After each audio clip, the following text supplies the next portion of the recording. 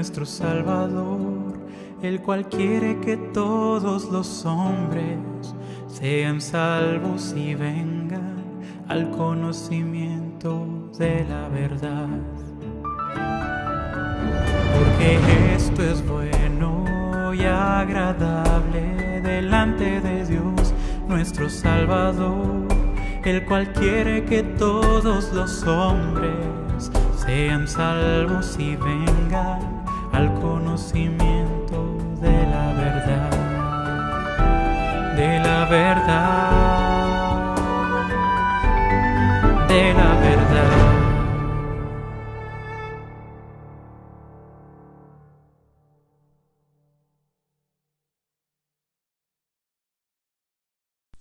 Buenas tardes, hermanos. Antes de continuar con la alabanza, me gustaría dejaros un par de versículos en el capítulo 12 de Hebreos.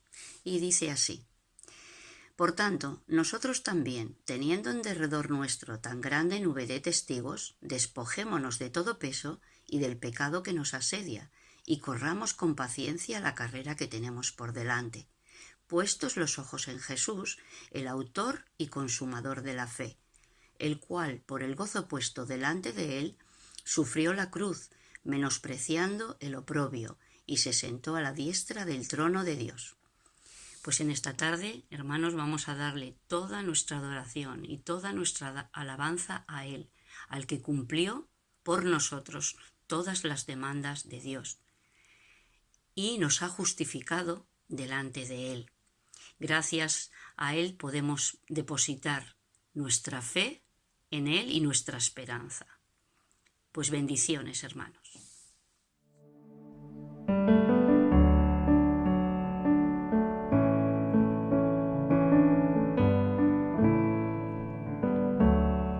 Solo en Jesús está mi fe, mi esperanza y mi canción, piedra angular, firme sostén, inconmovible en la aflicción.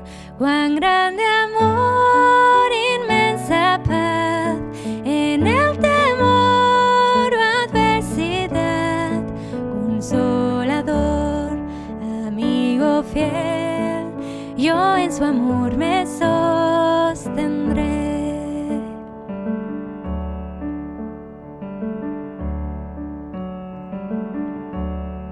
Solo en Jesús, Hijo de Dios, quien se humilló por nuestro bien, Cordero de mi salvación, por este mundo herido fue, en una cruz fue a morir, y Dios mostró su gracia ahí, pues mi pecado Él llevó, en su aflicción vida me dio.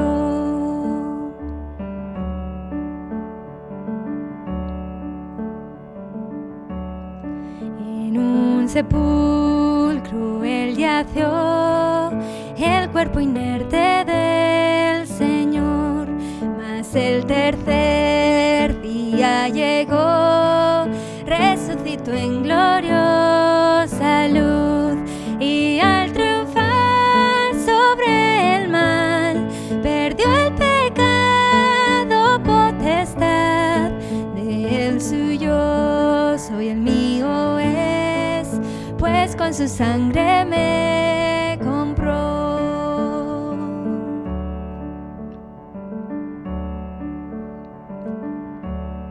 Desde el nacer hasta el morir, sea el poder de Cristo en mí, no temeré, seguro estoy, mi vida yo a Él le doy.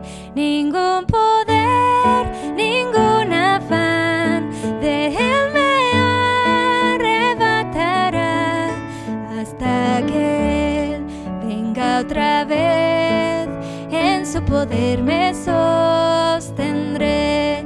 Ningún poder, ningún afán de Él me arrebatará, hasta que poder me sostendré, en su poder me sostendré.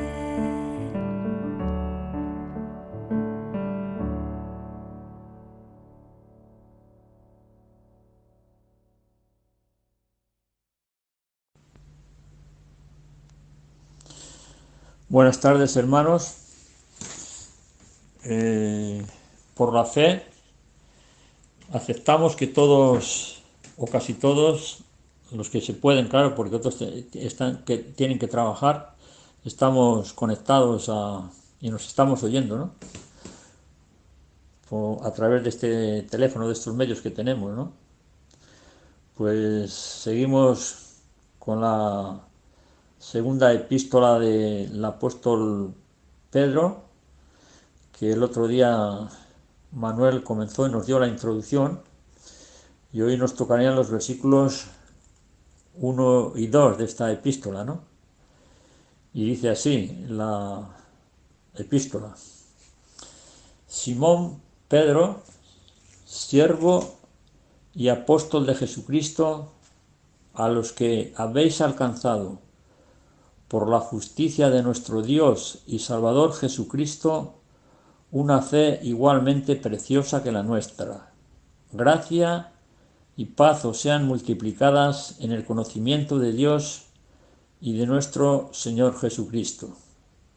Bueno, ya hemos visto un poco de la epístola, de las razones por las cuales escribe la epístola, y si en la primera epístola la escribió preveyendo las persecuciones que vendrían después, y él les escribe para animarlos, eso se refiere a persecuciones externas, es decir, el problema estaba fuera, no estaba dentro. Pues en esta epístola el problema por el cual él escribe no era un problema del exterior, sino que era un problema interno, como dice el capítulo 2. Es un problema que habían surgido o pronto surgirían falsos maestros que torcerían o podrían engañar a los creyentes, ¿no? Y por eso él, un hombre de Dios, un pastor que apacienta la grey, como el Señor le dijo, ¿no? Pues él escribe. La escribe en un momento que dice él que ya pronto está con el Señor, capítulo 1 y versículo 14, dice: sabiendo que en breve debo de abandonar el cuerpo, como también nuestro Señor Jesucristo me ha declarado. Posiblemente está haciendo referencia a que después de su resurrección, en aquel día, cuando le dijo que cuando seas viejo, otros vendrán, te cogerán y te llevarán donde no quieres, ¿no? Y posiblemente está haciendo referencia a eso. Y poco a poco pues él lo asimiló y de buen grado pues tomó esto como algo del Señor, ¿no? Comienza entonces la epístola, dice: Simón Pedro. Es curioso que en la primera epístola se presenta como Pedro, apóstol. Aquí no se presenta así, hay diferencias con la primera. Dice Simón Pedro. Simón es el nombre que le dieron posiblemente sus padres cuando nació. La palabra Simón viene del griego Simeón, Simón, pero Simón nos habla un poco del Pedro, antes de conocer a Cristo, del hombre débil, y de alguna forma, pues yo creo que también todos nosotros llevamos algo de lo anterior, ¿no? Como luego vemos en Romanos 7, esa lucha que tenemos, ¿verdad?, con el viejo hombre, ¿no? Y también en primera de Juan 1, cuando dice el apóstol que si decimos que no tenemos, si decimos que no hemos, es decir, seguimos todavía con la... Pero también dice el nombre Pedro. Pedro fue el nombre que el Señor le impuso. Ante la declaración que él hizo, pues el Señor le impuso el nombre de Pedro. Pedro, que era un hombre voluble, un hombre que fácilmente se iba de un extremo a otro extremo. Nos acordamos cuando el Señor quiso lavarle los pies la última noche de la cena, que cenó con ellos, pues él se oponía a que el Señor le lavara los pies. Y dice, si no te lavo, no tendrás parte conmigo. Entonces, pues ya se fue de un extremo al otro extremo. Dice, no solamente los pies, sino las manos y la cabeza. Entonces ya el Señor le dijo, tanto como eso no. Entonces era un hombre voluble, pero también era un hombre que amaba al Señor, y en el Señor pues se fortalecía, ¿no? Y es la piedra que está en la roca, que es Cristo, ¿no? Y finalmente pues vemos como él pues acaba sellando su testimonio con su propia vida, ¿no? Ese es el Pedro, el Simón de antes de conocer al Señor, y luego es el Pedro, ¿no? Y luego nos dice eso de su nombre, nos dice en su relación con el Señor, nos dice que es siervo y apóstol de Jesucristo. Siervo. Ser siervo de un Señor como es el Señor Jesucristo es un honor. Qué bueno, ¿no? Ser siervo de un Señor así es un alto honor. Es la verdad. Después de todos, yo también estaba pensando, cuando veo la palabra siervo aquí, que el siervo por excelencia, hermanos, fue nuestro Señor Jesucristo, ¿no? Que nos dice Filipenses 2:6, que siendo Señor se hizo siervo. Qué increíble, ¿no? Que el Dios creador del universo, el Dios todopoderoso, que se hizo hombre, finalmente se hace siervo, haciéndose obediente hasta la muerte y muerte de cruz. Siendo Dios, Él es el siervo por excelencia, que nosotros debemos de ser imitadores de Él. Y no lo hacemos siervo o esclavo, ¿no? Como también aparece Pablo allí en Romanos 1:1, esclavo, y los esclavos pues en el Antiguo Testamento no tenían derecho prácticamente a nada. Los dueños podían disponer de ellos y hacer lo que querían. Pero también era curioso que en el Antiguo Testamento había siervos y esclavos que servían de forma pues por amor a sus amos, a sus dueños. En Éxodo 21, versículos 5 y 6, si mal no recuerdo, pues ahí está, ¿no? Donde lo explica, ¿no? Decía que si el dueño les trataba bien y el esclavo asumía que quería seguir sirviendo a su señor, pues bueno, que lo haga así. Y entonces le hacían un agujero en la oreja, creo, si mal no recuerdo, y le servía para toda la vida, porque su amo les amaba y le servían él, su esposa, sus hijos y todo, ¿no? Bueno, un poco así somos nosotros, ¿no? Y Pedro también, ¿no? Servimos al Señor no por imposición, sino por amor. Y luego dice apóstol. Apóstol, la palabra apóstol nos habla de la autoridad, ¿no? Que Dios ha dotado a sus siervos. Y también es interesante aquí, hermanos, notar el orden. No se puede ser apóstol sin primero ser siervo, ¿no? Primero hay que ser siervo y después ya es apóstol. De Jesucristo dice, a los que habéis alcanzado por la justicia de nuestro Dios. Aquí identifica ahora primero su nombre, luego su servicio, y luego ya identifica a los destinatarios.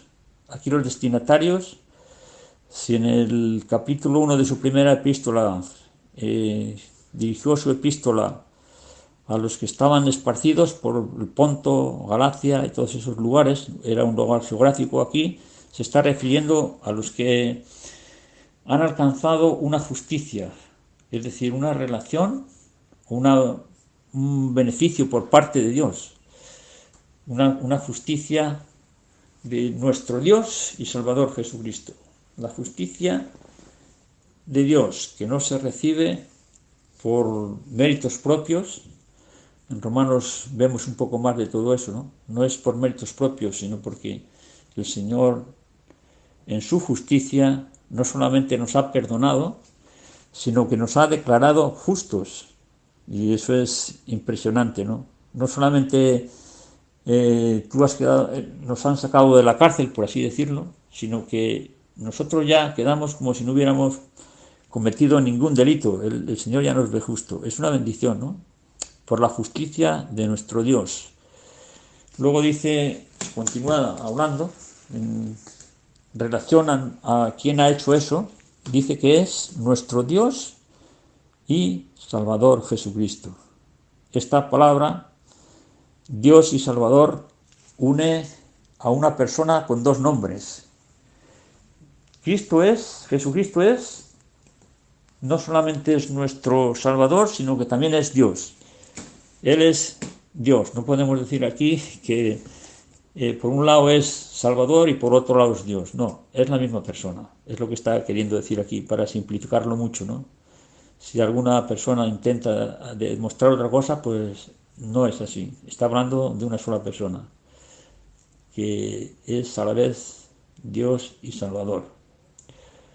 Y dice, una fe igualmente preciosa que la nuestra. Una fe igualmente preciosa que la nuestra. Una fe igual de preciosa que la de los apóstoles, ¿no?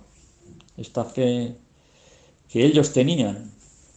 Pues fíjate, ¿tú te crees que nosotros podemos tener una fe igual que ellos, que estuvieron con el Señor Jesucristo, que anduvieron con Él, que Él los comisionó para que le sirvieran, que estuvieron sirviéndole? Pues aquí dice así, una fe igualmente preciosa que la nuestra. Porque ha sido una fe que nos la ha conseguido nuestro Dios y Salvador Jesucristo. Dice allí en Romanos capítulo 1 y versículo 17, si no mal no recuerdo, que en la fe, en el Evangelio, la justicia de Dios se revela por fe y para fe. Como está escrito, estoy citando de memoria, pues el justo por la fe vivirá. Una fe igualmente. También podemos ver aquí, hermanos, en esta declaración, igualmente que la nuestra, posiblemente también el apóstol Pedro está ya desde aquí, desde estos versículos, está defendiendo pues que Dios no hace acepción de personas, ya sean judíos. Esa sería la idea, ¿no? Y os acordáis cuando en Hechos capítulo 10 Pedro mismo estuvo en casa de Cornelio, ¿no? Me acuerdo de ese pasaje, ¿no? Después de haber estado allí, ambos tuvieron una visión y Pedro llega allí a casa, y en el capítulo 10 y el versículo 34 dice: entonces Pedro, abriendo la boca, dijo: en verdad comprendo que Dios no hace acepción de personas, sino que en toda nación se agrada de los que le teme y hace justicia, del que le teme y hace justicia, ¿no? Así que aquí en esta declaración, una fe igualmente preciosa, posiblemente también, como he dicho antes, esté, por así, de alguna forma, contrarrestando la doctrina o la enseñanza de las personas que había entonces en las iglesias, porque si bien esta carta está dirigida mayoritariamente a gentiles, por lo que vemos en la otra epístola, es muy probablemente que también había judíos, y los judaizantes pues estaban empeñados en que para recibir las bendiciones de Dios, pues tú tienes que hacerte judío, circuncidarse y no sé cuántas cosas más. Y dice Pedro aquí, no, el Señor nos acepta a todos, seas judío o seas gentil, tú estás. Si tú has aceptado los principios de la fe, tú ya eres aceptado igual. Dios no hace acepción de personas, como lo vimos con Cornelio, ¿no? Sino lo que busca es un corazón de fe, un corazón que crea. Una fe, aquí posiblemente se está refiriendo al conjunto de doctrinas del Evangelio, ¿no? Como vemos luego allí en Efesios, una fe, un Señor, un bautismo, ¿no? Una fe, un Señor, un bautismo. Un Señor y todo. Pues también se puede referir creo que está refiriéndose al cuerpo de doctrina que conlleva el Evangelio, ¿no? Y luego dice igualmente preciosa que la nuestra. Bueno, dejamos la palabra preciosa porque esa palabra está, desde luego, los que dudan que esta carta fuera escrita por Pedro tienen problemas, porque esta palabra preciosa la usa él muchas veces. La usa como en el capítulo 1 de la epístola dice, una fe más preciosa que el oro, la sangre preciosa de Cristo, 1.19, lo he apuntado aquí todo, una piedra preciosa para Dios es Cristo, una piedra como base para el edificio de la iglesia y una piedra preciosa también para nosotros. O sea que esa palabra preciosa él la emplea muchas veces, lo cual pues nos da la certeza de que Pedro fue el que escribió esta carta. Bueno, dice luego,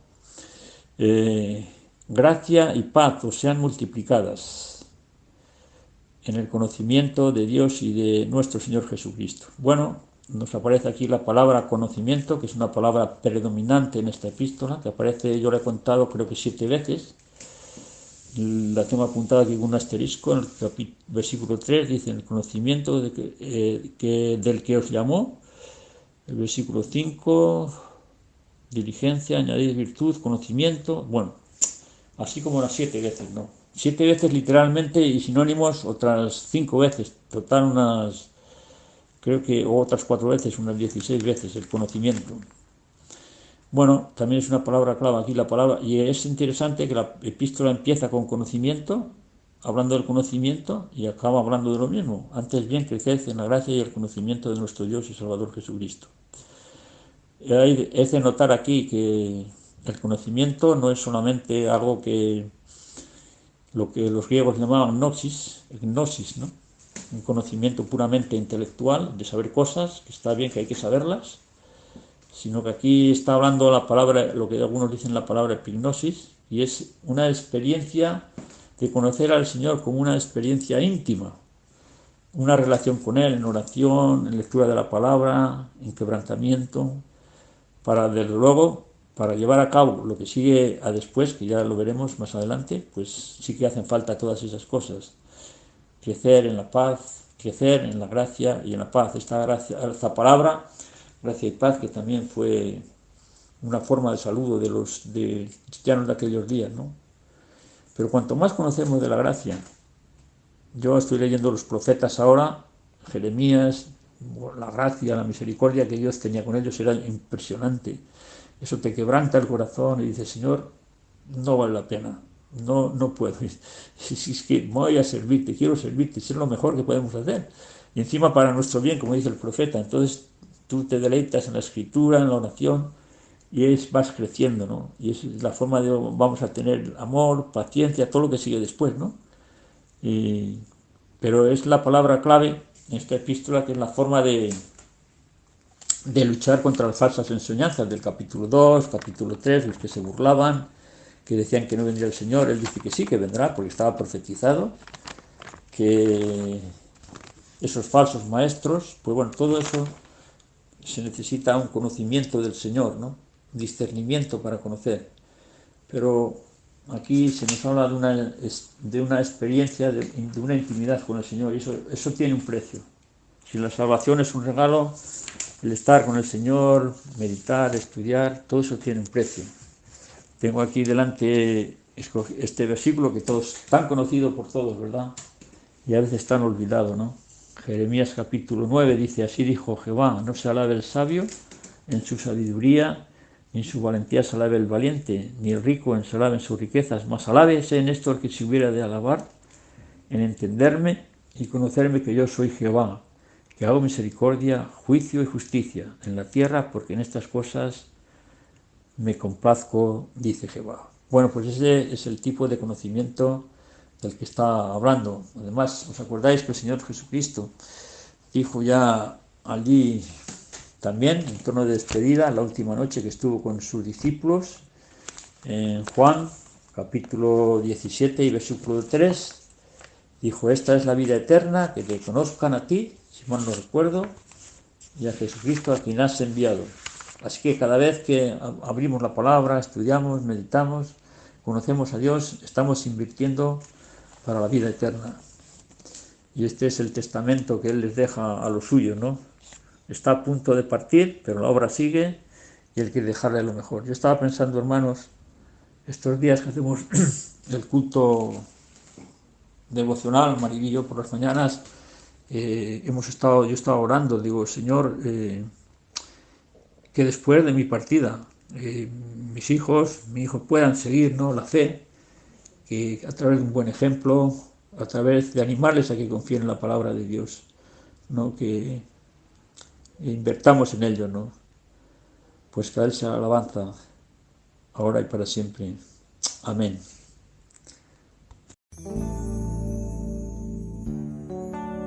Maravilloso Dios, tú permaneces siempre fiel.